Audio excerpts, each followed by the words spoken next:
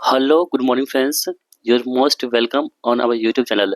दोस्तों कैसे हैं आप सभी लोग। उम्मीद करता हूं कि आप सभी लोग बहुत अच्छे होंगे। तो दोस्तों जैसा कि आप सभी को पता है कि हम ज्ञान बिंदु होमवर्क जो करवाया जा रहा है उसको हम कवर कर रहे हैं। तो आज की इस वीडियो में दोस्तों हम परीक्षा मंथन के करंट अफेयर्स को देखेंगे, जिसमें डे 8 में जो हमें होमवर्क मिला है कौन सा पेज नंबर 41 से 45 के बीच में जो होमवर्क मिला है उसी होमवर्क को हम आज की वीडियो में डिस्कस करेंगे। तो ये वीडियो आप सभी के लिए बहुत ज़्यादा इंपॉर्टेंट होगा, इसलिए इसको आपको लास्ट तक देखना है। दोस्तों अगर आपको इसकी पीडीएफ प्राप्त करनी है तो पीडीएफ हमारे टेलीग्राम चैनल पर अपलोड होगा, जिसका लिंक हमने इस वीडियो के डिस्क्रिप्शन बॉक्स में दे रखी है। आप लोग टेलीग्राम को भी ज्वाइन जरूर कीजिएगा। तो चलिए स्टार्ट करते हैं आज की इस इंपॉर्टेंट करंट अफेयर्स क्लास को। ठीक है, तो आज का जो टॉपिक हमारा पहला है वो कौन सा है, चीन फिलीपींस विवाद, दूसरा थॉमस सोल और दक्षिण चीन सागर विवाद। ठीक है, देखिए हाल ही में फिलीपींस दावा क्या है कि दूसरे थॉमस सोल के पास चीन के तटरक्षक जहाजों की उसकी नावों के साथ क्या है टकराव किया गया है। ठीक है, देखिए दोस्तों जो दूसरा थॉमस सोल होता है ना, ये क्या है, तो ये एक आंसू आकार का क्या है, तो ये आंसू आकार का एटोल यानी कि प्रवाल द्वीप है। ठीक है, तो जो थॉमस सोल होता है ये क्या होता है, आंसू आकार के क्या होते हैं, एटोल होते हैं कि प्रवाल द्वीप होते हैं, जिसके उत्तर दक्षिण में लंबाई कितनी है, 11 समुद्री मील है और यह मुंगा चट्टानों से क्या घिरा हुआ है। फिलीपींस ने पहली बार 1990 के दशक के अंत में इस पर कब्जा किया था। क्वेश्चन से पूछ सकता है कि फिलीपींस ने जो दूसरा थॉमस सोल है इस पे जो एटल प्राद्वीप है, प्रवाल द्वीप है, इस पे कब कब्जा किया था, तो 1990 के दशक में किया था। ठीक है, इसे फिलीपींस में आंग्योन और चीन में रेनाइट रीफ के नाम से जानते हैं। यह क्षेत्र विश्व के सबसे व्यस्तम व्यापारिक स्थान रास्तों में से एक है। फिलीपींस ने इसके डूबे हुए बीआरपी सियरा मातली जहाज पर एक चौकी स्थापित की है। फिलीपींस का दावा है दोस्तों कि यह तट उसके विशेष आर्थिक क्षेत्र ईईजेड के भीतर स्थित होता है। हालांकि वहीं चीन ऐतिहासिक और विवादास्पद 9 डैश लाइन, कौन सा 9 डैश लाइन के आधार पर द्वितीय थॉमस सोल सहित दक्षिण चीन सागर के अधिकांश हिस्से पर संप्रभुता का दावा करता है। दोस्तों क्या है विवाद, हम लोग देख लेते हैं। दक्षिण चीन सागर के लगभग 80% हिस्से पर अपना दावा करता है। यानी कि दोस्तों चीन जो है ना, चीन ये क्या करता है, जो दक्षिण चीन सागर है इसमें ये दावा करता है कि 80% जो हमारा हिस्सा है ना वो किसका है, चाइना का है। ठीक है, कहाँ पे, तो दक्षिण चीन सागर में।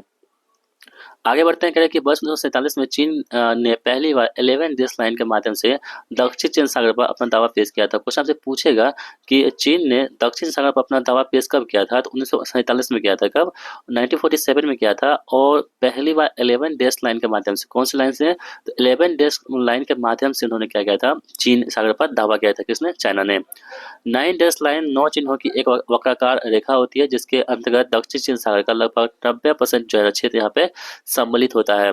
आगे बढ़ते हैं, कह रहा है कि वर्ष 1949 में पीपुल्स रिपब्लिक ऑफ चाइना के गठन के बाद। क्वेश्चन से पूछेगा कि जो पीपुल्स रिपब्लिक ऑफ चाइना है इसका गठन कब हुआ था, तो 1949 में हुआ था। कब हुआ था, 1949 में जो है ना पीपुल्स रिपब्लिक ऑफ चाइना के गठन के बाद टोंकिन की खाड़ी को 11 डैश लाइन से बाहर कर 9 डैश लाइन को अस्तित्व में लाया गया था। ठीक है, तो ये फैक्ट थे जो आपको बता चुके हैं। आगे बढ़ते हैं दोस्तों, यहाँ पे कह रहा है कि इसके बाद वर्ष 1958 में जारी चीन के घोषणा पत्र में भी 9 डैश लाइन के आधार पर ही दक्षिण चीन सागर के द्वीपों पर अपना दावा किया गया है। ठीक है, तो जो मेन जिसमें है ना वो कौन सा है, 9 डैश लाइन है, जिसपे जो चाइना है वो दावा करता है दक्षिण चीन सागर के द्वीपों पर भी। ठीक है, कब, 1958 के तहत। चीन के मानचित्र पर बनी 9 डैश लाइन के अंतर्गत आने वाले जलीय क्षेत्र को ताइवान, फिलीपींस, वियतनाम, ब्रुनई व मलेशिया के जलीय क्षेत्र ओवरलैप करते हैं। ठीक है, तो चीन की जो मानचित्र जो बनी है उस पर कौन सी लाइन है, 9 डैश लाइन के अंतर्गत ये सभी चीजें होती हैं। हालांकि वर्ष 2016 में अंतर्राष्ट्रीय अधिकरण ने 9 डैश लाइन को विधिक रूप से आधारहीन घोषित कर दिया था, परंतु चीन ने इस निर्णय को मानने से इनकार कर दिया था। दोस्तों आपको पता है दोस्तों, चीन जो है ना किसी के बातों को जल्दी नहीं मानता है।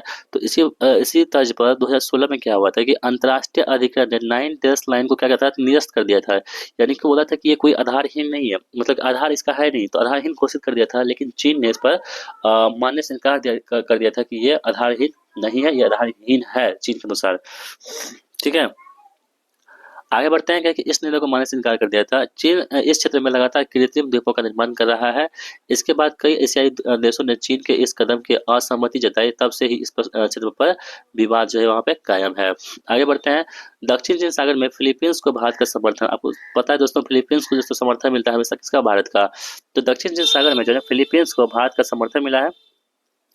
हाल ही में दक्षिण चीन सागर पर चीन के साथ विवाद के बीच भारत के विदेश मंत्रालय ने फिलीपींस द्वारा अपनी राष्ट्रीय संप्रभुता को बनाए रखने में फिलीपींस का दृढ़ता से समर्थन किया है। ठीक है, तो वर्ष 2024 में फिलीपींस और भारत के बीच राजनयिक संबंधों के 75 वर्ष पूरे होने जा रहे हैं। दोस्तों ये इंपॉर्टेंट हो सकता है आपसे कि जो फिलीपींस और भारत के बीच है ना, वर्ष 2024 में कितने वर्ष पूरे हुए राजनीतिक संबंध के, तो 75 वर्ष पूरे हो चुके हैं। यह सफर दोनों देशों के बीच एक परिवर्तनकारी साझेदारी का प्रतीक है। ब्रिटेन और बांग्लादेश में नस्लीय हिंसा को देख लेते हैं। ब्रिटेन और बांग्लादेश में नस्लीय हिंसा। ब्रिटेन में बसना लोगों का सपना हुआ करता है, लेकिन ब्रिटेन की ड्रीम सिटीज अब दंगा सिटी बन गई है। ठीक है, कुछ कट्टरपंथी जमातों की वजह से ताकतवर ब्रिटेन की प्रतिष्ठा खाक में मिल गई है। एक ही नहीं, दो नहीं, बल्कि ब्रिटेन के कई शहर दंगों की आग में झुलसे हुए हैं। राजधानी लंदन, तो ब्रिटेन यानी कि इंग्लैंड इंग्लैंड की राजधानी कहाँ पे दोस्तों? लंदन में स्थित है। तो राजधानी लंदन से लेकर के टेक्सटाइल कैपिटल कौन सी है? मैनचेस्टर। ये इंपॉर्टेंट है आपके लिए। जो टेक्सटाइल कैपिटल है वो इसको, इंग्लैंड की जो टेक्सटाइल कैपिटल है ना, वो कहाँ पे है? मैनचेस्टर में स्थित है। ठीक है, को दंगाइयों ने आग के हवाले कर दिया था। दरअसल ब्रिटेन के साउथ पोर्ट में 3 बच्चों की हत्या के बाद अप्रवासियों के खिलाफ हिंसक प्रदर्शन शुरू हो गया था। ठीक है, साउथ पोर्ट स्थित डांस वर्कशॉप में एक सिरफिरे का चाकूबाज ने 3 बच्चियों को चाकू घोंप कर हत्या कर दी थी। इसके बाद हिंसा जो है वो भड़क उठी थी। आरोपी सदार कुमाना पर ही इन 3 बच्चों की हत्या का आरोप लगा है। 9 वर्षीय एलिस डिसिल्वा इग्वेर, 7 वर्षीय एल्सी डॉट स्टेनकोव और 6 वर्षीय बेब्बे की हत्या के लिए हत्या का आरोप है। इसके अलावा दोस्तों इस पर हत्या के प्रयास के 10 मामले दर्ज है। ब्रिटेन में 3 छोटी बच्चियों की मौत के बाद फैली एक अफवाह ने हिंसा की आग में पेट्रोल डाल दिया। वहां सोशल मीडिया पर अफवाह फैल गई कि संदिग्ध चाकूबाज आरोपी एक मुस्लिम युवक है। इसके बाद ब्रिटेन में स्थानीय अंग्रेज और अप्रवासी इस्लामिक गठबंधनों ने इसमें झड़प की शुरू हो गई थी। ठीक है, आगे बढ़ते दोस्तों, कह रहे कि जबकि वही बांग्लादेश में हिंसा और शेख हसीना सरकार के खिलाफ विरोध प्रदर्शन करने के बाद प्रधानमंत्री शेख हसीना ने इस्तीफा दे दिया और ढाका छोड़कर भारत पहुंच गई। आप सबको पता है इसके बारे में। अर्थशास्त्री से राजनेता बने यूनुस। पहले कौन थे? अर्थशास्त्री थे, अब राजनेता बन चुके हैं। उसका नाम क्या है? यूनुस है। अर्थशास्त्री से राजनेता बने यूनुस को अंतरिम सरकार का प्रमुख नियुक्त किया गया है। मालूम है कि यूनुस को मार्को लोडिंग पर इसके अग्रणी कार्य के लिए वर्ष 2006 में नोबेल पुरस्कार से भी सम्मानित किया गया था। उच्च समुद्र संधि, समुद्री जैव विविधता संरक्षण का अंतर्राष्ट्रीय प्रयास। हाल ही में केंद्रीय मंत्रिमंडल ने समुद्री जैव विविधता संरक्षण से संबंधित संयुक्त राष्ट्र उच्च समुद्र संधि का हस्ताक्षर करने की मंजूरी दी है। आधिकारिक स्तर पर इस संधि को राष्ट्रीय क्षेत्राधिकार से परे संयुक्त राष्ट्र जैव विविधता कार्यक्रम के रूप में जाना जाता है। आगे बढ़ते हैं, कहें कि क्या है उच्च समुद्र? हाई सीज क्या होता है दोस्तों? तो अंतर्राष्ट्रीय कानून के अनुसार उच्च समुद्र को उन महासागरीय क्षेत्र के रूप में परिभाषित किया जाता है जो अनन्य आर्थिक क्षेत्र, प्रादेशिक समुद्र या किसी देश की आंतरिक जल में शामिल नहीं होते हैं। महासागरों का लगभग 64% हिस्सा जो होती है ना, वो क्या होता है? उच्च समुद्र माना जाता है। यानी कि जितने भी महासागर है ना, उसके 64% हिस्सा क्या होते हैं? तो वो उच्च समुद्र के अंतर्गत आते हैं। उच्च समुद्र एवं उससे जुड़े संसाधनों पर किसी भी देश का प्रत्यक्ष स्वामित्व या विनियमन नहीं होता है। आगे बढ़ते हैं, कह रहे कि तिब्बत समाधान अधिनियम। हाल ही में अमेरिकी कांग्रेस ने तिब्बत चीन विवाद समाधान अधिनियम पारित किया था, जिसे तिब्बत समाधान अधिनियम के नाम से जाना जाता है। इसका उद्देश्य बिना किसी पूर्व शर्त के शांतिपूर्ण वार्ता के माध्यम से अंतर्राष्ट्रीय कानून और संयुक्त राष्ट्र चार्टर के अनुसार तिब्बत चीन विवाद का शांतिपूर्ण समाधान करना है। अब देखिए हम बात कर लेते हैं किसका? तिब्बत समाधान अधिनियम 2024 के बारे में। तो दोस्तों जो तिब्बत समाधान अधिनियम 2024 है, इस अधिनियम को जून 2024 में संयुक्त राज्य अमेरिका कांग्रेस द्वारा पारित किया गया था। क्वेश्चन से पूछेगा कि तिब्बत समाधान अधिनियम किसके द्वारा पारित किया गया था? तो संयुक्त राज्य अमेरिका जो कांग्रेस है उसके द्वारा पारित किया गया था। यह तिब्बती नीति अधिनियम 2002 तथा तिब्बती नीति एवं समर्थन अधिनियम 2020 के बाद तिब्बत के संबंध में अमेरिकी सरकार का तीसरा उल्लेखनीय अधिनियम है। इसका उद्देश्य तिब्बत पर अमेरिका की स्थिति को मजबूत करने तथा चीन पर दलाई लामा के साथ वार्ता पुनः शुरू करने के लिए दबाव को डालना है। आगे बढ़ते हैं, कह रहे हैं कि इस अधिनियम का उद्देश्य तिब्बत के लिए अमेरिकी समर्थन को बढ़ाना तथा अमेरिकी विदेश विभाग के अधिकारियों को चीनी सरकार द्वारा तिब्बत के बारे में फैलाई जा रही गलत सूचनाओं का सक्रिय रूप से मुकाबला करने के लिए सशक्त बनाता है। ठीक है, आगे दोस्तों बढ़ते हैं, कह रहे हैं कि 2 भारतवंशीय जो व्हाइट हाउस फेलो नामित की गई है यहाँ पे, उसको देख लेते हैं हम लोग। अमेरिका में 2 भारतीय अमेरिकी महिलाओं बोस्टन से पद्मिनी पिल्लई और न्यूयॉर्क से नलिनी टाटा को हाल ही में 2024-25 के लिए सत्र के लिए व्हाइट हाउस फेलो नामित किया गया है। तो दोस्तों ये इंपॉर्टेंट है, आपको ध्यान रखेंगे। बोस्टन से कौन है? पद्मनी पिल्लई। और न्यूयॉर्क से कौन है? नलिनी टाटा को व्हाइट हाउस फेलो के रूप में नामित किया गया है। इस प्रतिष्ठित कार्यक्रम के लिए पूरे अमेरिका में से केवल 15 प्रतिभागी व्यक्तियों को चुना गया है। ये फेलो एक साल तक यहाँ पे क्या कह रहा है कि हाउट वाइज के वरिष्ठ कर्मचारियों, कैबिनेट सचिवों और दूसरे शीर्ष प्रशासनिक अधिकारियों के साथ काम करेंगे। पद्मनी पिल्लई एक इम्यूनो इंजीनियर है, ठीक है। जो पद्मनी पिल्लई है ये क्या है आपको का इम्यूनो इंजीनियर है, जो प्रतिरक्षा विज्ञान में खोज एवं जैविक सामग्री डिजाइन में प्रगति के बीच की खाई को पलटने का काम करती है, ताकि मानव रोगों के उपचार में मदद मिल सके। वहीं अगर हम बात करें दोस्तों नलिनी टाटा का, तो ये क्या है? न्यूरो सर्जरी रेजिडेंट है। वे टाटा New York Presbyterian Weill Cornell Medical Center Memorial Sloan Kettering Cancer Center से कार्यरत है। यह केवल वन ट्रामा सेंटर और विश्व के प्रसिद्ध कैंसर संस्थान के बीच में आपातकालीन और वैकल्पिक न्यूरोसर्जिकल स्थितियों के स्पेक्ट्रम का इलाज करने में मदद करती है। दोस्तों आगे बढ़ते हैं। अब है भारत मालदीव संबंध के बारे में हम लोग देख लेते हैं। जो भारत मालदीव संबंध है, भारत और मालदीव ने द्विपक्षीय संबंधों को मजबूत करने के लिए स्थानीय मुद्रा में व्यापार भुगतान करने पर सहमति जताई है। दोस्तों इंपोर्टेंट हमारे पास है, जो स्थानीय मुद्रा में व्यापार करने का जो है सहमति जताई किसके द्वारा? भारत और मालदीव के द्वारा। भारत यात्रा पर आए मालदीव के राष्ट्रपति का नाम है मोहम्मद म्यूजी और प्रधानमंत्री नरेंद्र मोदी के बीच में द्विपक्षीय वार्ता में मुद्रा की अदला बदली समेत 5 समझौते पर हस्ताक्षर हुए हैं। ये 5 समझौते क्या क्या है? आपके एग्जाम का पॉइंट्स बन सकते हैं दोस्तों। यहाँ पे कह रहा है कि पहला है हमारे पास पॉइंट्स कि मुद्राओं के आदान प्रदान पर सहमति हुई है। मुद्राओं के जो आदान प्रदान है इस पर सहमति जताई गई है। राष्ट्रीय शिक्षा विश्वविद्यालय व मालदीव के policing and law enforcement agency के बीच में प्रशिक्षण हुआ है।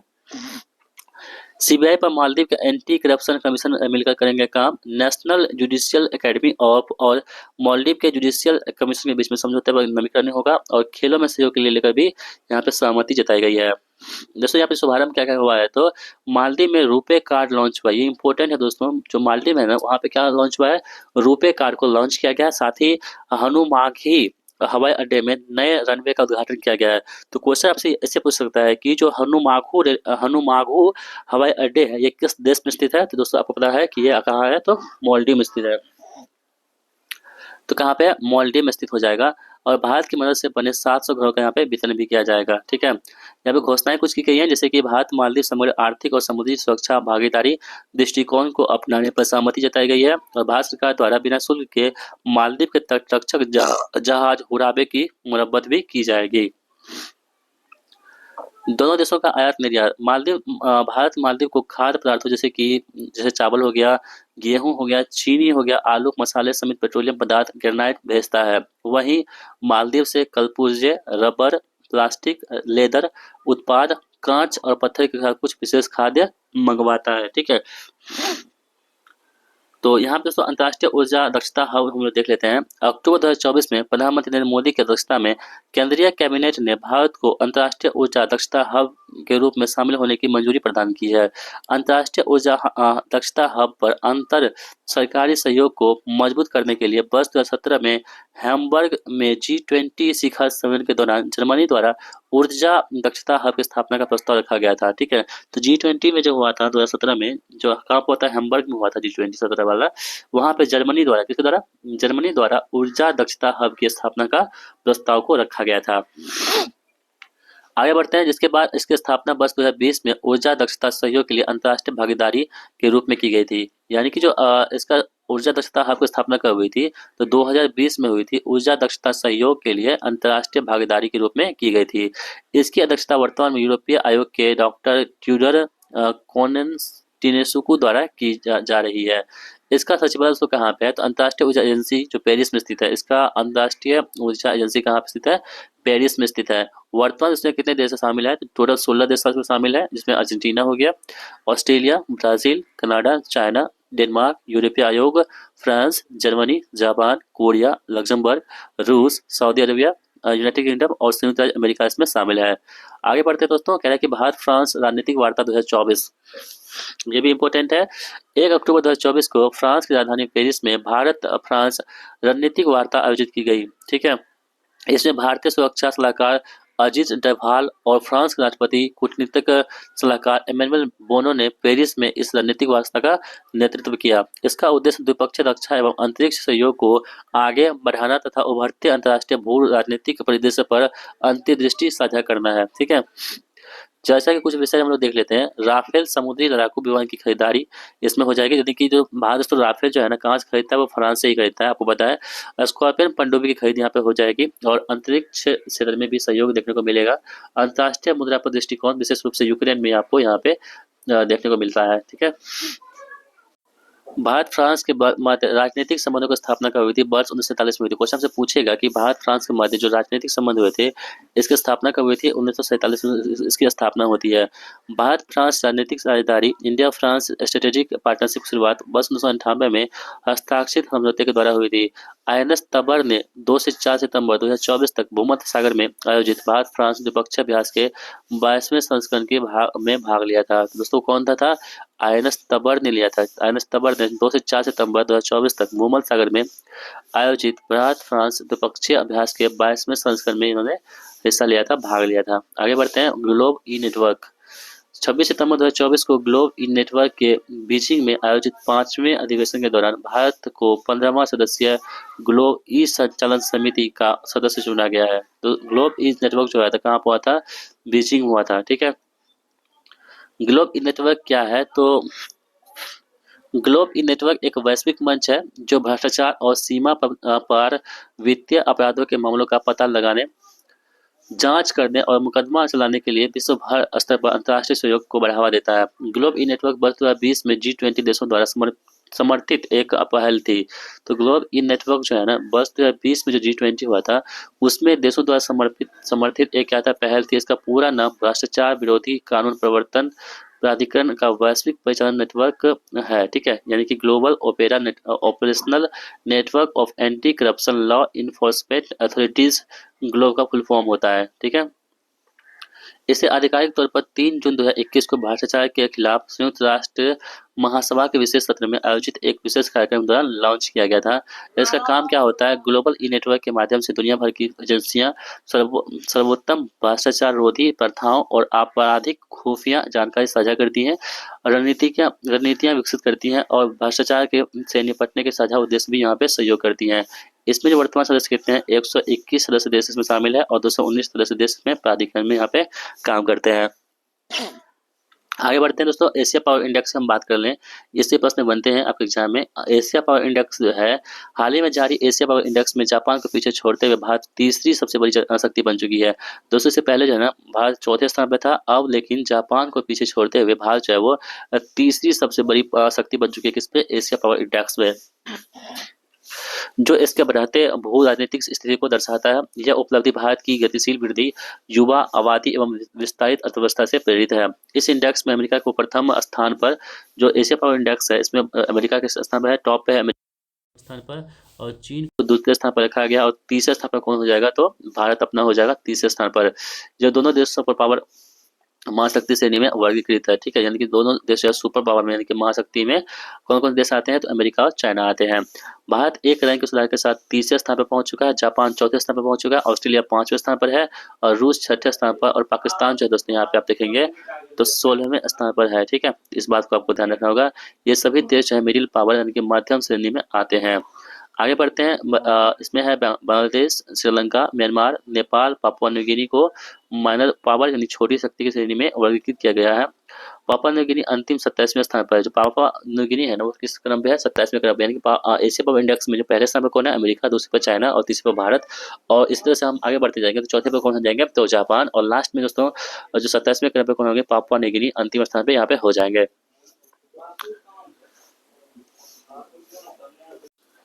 एशिया पावर इंडेक्स के बारे में कह रहा है कि एशिया पावर इंडेक्स को लोबी इंस्टीट्यूट ने वर्ष 2018 में लॉन्च किया था। तो क्वेश्चन पूछा है जो एशिया पावर इंडेक्स है इसको किसने लॉन्च किया था? तो दोस्तों ये जो लोबी इंस्टीट्यूट है ना, लोबी इंस्टीट्यूट इन्होंने किया था कब? 2018 से लॉन्च किया था। यह एशिया प्रशांत क्षेत्र में शक्ति गतिशीलता का एक वास्तविक माप है। यह एशिया प्रशांत के 27 देशों का मूल्यांकन करता है और बाह्य वातावरण को आकार देने तथा प्रकृति की प्रतिक्रिया देने की उसकी क्षमता की जांच करता है। आगे बढ़ते हैं, कह रहा है कि UN summit of the future सितंबर 2024 में प्रधानमंत्री नरेंद्र मोदी ने अमेरिका के न्यूयॉर्क में 79th में संयुक्त राष्ट्र महासभा सत्र के दौरान आयोजित भविष्य के शिखर सम्मेलन यानी कि समिट ऑफ द फ्यूचर में अपना संबोधन दिया है। उन्होंने कहा कि वैश्विक संस्थाओं में सुधार वैश्विक शांति एवं विकास के लिए क्या होगी? महत्वपूर्ण होगी। समिट ऑफ द फ्यूचर के बारे में कह रहा है यहाँ पे दोस्तों, ये समिट ऑफ फ्यूचर जो है वर्ष 2024 में संयुक्त राष्ट्र संघ के 79वें वार्षिक महासभा बैठक के दौरान आयोजित एक प्रमुख कार्यक्रम है। यह प्रमुख वैश्विक मुद्दों पर ध्यान केंद्रित करता है और साथ ही गरीबी एवं जलवायु संकट जैसी समकालीन चुनौतियों से निपटने के लिए बहुपक्षीय विकास बैंकों के सुधार पर विशेष जोर देती है। इसका उद्देश्य क्या है कि एसडीजी यानी कि सतत विकास लक्ष्य शिखर सम्मेलन को आगे बढ़ाना और सतत विकास लक्ष्यों की दिशा में प्रगति में तेजी लाने के उद्देश्य से भविष्य के लिए एक कार्यवाही प्रमुख समझौता प्रदान करना है। विदेशों से भारत को वापस की गई भारतीय कलाकृतियां। प्रधानमंत्री नरेंद्र मोदी ने 21वें भारत आसियान शिखर सम्मेलन में लाओस, थाईलैंड, न्यूजीलैंड और जापान के नेताओं को भारत की समृद्धि सांस्कृतिक विरासत को दर्शाने वाले तोहफे दिए। इन उल्लेखनीय उपहारों में महाराष्ट्र के मानिक से सजी राशि चांदी के लेप की एक जोड़ी, मीना यानी कि तामचीनी के काम वाली पीतल की बुद्ध प्रतिमा, सादेली रॉक्स में एक पाटन पटोला स्पार्क, कदम्ब की लकड़ी से बना बुद्ध का सिर जैसे भारतीय कलात्मक और शिल्प कौशल के नमूने इसमें शामिल है। ठीक है, तो यहाँ पे क्या है कि पीतल की बुद्ध प्रतिमा की हम बात कर लेगा अगर तो जो यहाँ पे पीएम मोदी ने लाओस के राष्ट्रपति थोंगुलून सियोउल्थ को मीना यानी कि तामचीनी के काम वाली एक पीतल की बुद्ध प्रतिमा भेंट की। यह दक्षिण भारतीय शिल्पकला का एक उत्कृष्ट यहाँ पे नमूना हो जाएगा। ठीक है, और जिसकी उत्पत्ति कहाँ हुई है? तमिलनाडु से हुई है। कहाँ से? तमिलनाडु से। क्वेश्चन आपसे बन सकता है दोस्तों, ऐसे एग्जाम में आपके प्रश्न बनते हैं जो आपको कहीं पढ़ा हुआ लिखा नहीं रहता है, तो ये भी आपके लिए इंपॉर्टेंट है, आपको ध्यान से देखेंगे। राष्ट्रपति की पत्नी नाली सियोथ ने मोदी के सादेली बॉक्स में एक पाटन पटोला स्पार्क बतौर तोहफा दिया। इस स्पार्क गुजरात के पाटन में मालवी परिवार ने तैयार किया था। तो ये इंपॉर्टेंट यहाँ पर देख लेंगे आप लोग। चांदी की मोर मूर्ति की हम बात करें तो मोदी ने जापान के प्रधानमंत्री शिगेरू इसेबा को पश्चिम बंगाल में तैयार शानदार नक्काशी वाली चांदी की मोर मूर्ति भेंट की। क्वेश्चन आपसे पूछेगा कि चांदी की जो मोर मूर्ति है ना ये किस राज्य से संबंधित है? तो यहाँ पे पश्चिम बंगाल से संबंधित हो जाएगी। तो यहाँ पर आप देख पा रहे होंगे। चांदी की लैंप की दोस्तों हम बात करें तो पीएम मोदी ने न्यूजीलैंड के पीएम क्रिस्टोफर लक्सन को महाराष्ट्र के मानिक में सजे राष्ट्रीय चांदी के लैंप की एक जोड़ी भेंट की है। तो जो चांदी की लैंप है कहाँ संबंधित है? महाराष्ट्र से। किसको दिया गया है? प्रधानमंत्री ने न्यूजीलैंड को दिया है। ठीक है, न्यूजीलैंड के प्रधानमंत्री को दिया है। आगे बढ़ते हैं, लकड़ी की मेज की हम बात करें तो मोदी ने थाई प्रधानमंत्री को पदभार ग्रहण करने की बधाई देते हुए लद्दाख में बनी एक कम ऊंचाई वाली लकड़ी की मेज भेंट की है। तो लकड़ी की मेज कहाँ बनी है? तो लद्दाख में बनी। कहाँ पे? लद्दाख में बनी है।